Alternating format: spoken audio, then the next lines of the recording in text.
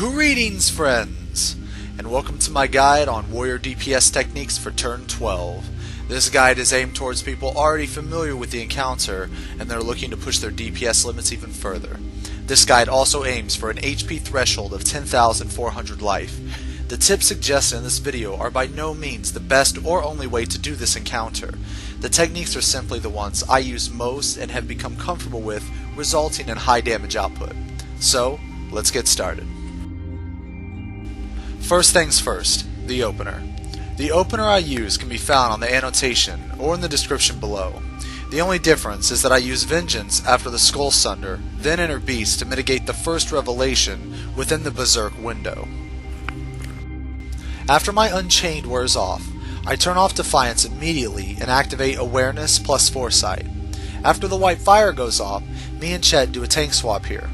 I continue to rotate Eye and Path while keeping Fracture up until the Bennu spawns. Depending on where I am at in my combo, I'll pre-build my Skull Sunder or Butcher's Block and activate Defiance to grab the Bennu. If my combo is not pre-built, then I will overpower here. I used to use Thrill of Battle on the Bennu, but not anymore.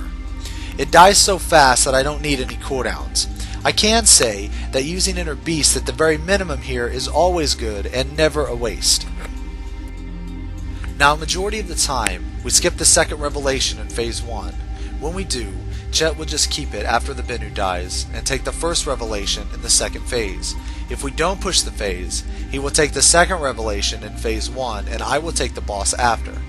Depending on Berserk's cooldown at the time, I will take Defiance off, after the tank swap and after an Enter Beast combo. I'll use Foresight plus Convalescence or Foresight plus Awareness until my Unchained is up. Once Unchained is up, I'll go back into Defiance and activate it. This phase is very tricky and is dependent on DPS pushing the previous phase, so each time I do this encounter, this part of the fight is a little different in terms of cooldown timers and what is available at the particular moments during the fight. A lot of this phase is based on judgment calls, but I can say this: regardless if you are stance dancing, in Defiance, or out of Defiance, the revelation here can be home gained very easily. So if for some reason Vengeance and Thrill of Battle aren't available, just let your healers know in advance that you will be using Holmgang here and everything should be fine. I usually prioritize Holmgang and Thrill of Battle here so I can save Vengeance, if needed, for the Bennu phase. Now, for the Bennu phase. This part is also DPS dependent on the two previous phases.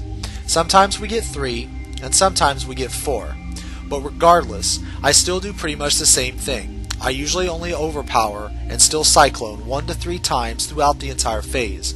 I will activate Berserk if available, as well as Unchained, and I usually only take Defiance off when there is a single Bennu left. I would not recommend taking off Defiance in this phase unless you and your healers are really comfortable. The reason for this is because a couple lucky crits lined up with Flames of Rebirth will mess you up pretty bad. I think this phase is not so much about high damage, but precise damage. So if your DPS drops a little here, that's okay. It is better to have slightly lower numbers and complete this phase than risk messing up aggro or killing a Bennu at the wrong time. In the last phase, it's really simple, and if you lost any DPS in the Bennu phase, you can make up for it in this phase. I also have a rule of thumb. If anyone is dead, I will usually have Defiance on. A lot of bad things can potentially happen in this phase based on Fountain Order and Pinion targets, so this is why I'm a little more cautious with Defiance during this phase. I rotate Eye and Path while keeping Fracture up at all times. I will use Vengeance plus Enter Beast for the revelations and immediately turn off Defiance after the revelation damage. When I'm not in Defiance, I will use 2 of the following in conjunction: Awareness, Foresight, Bloodbath, and Convalescence.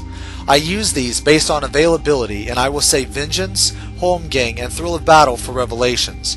The melee and tanks do not handle fountains in our group. However, me and Chet do handle Brand though.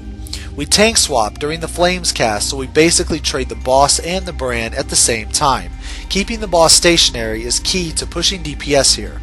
Also, fight the urge to use Berserk or any other offensive cooldown before he flies away.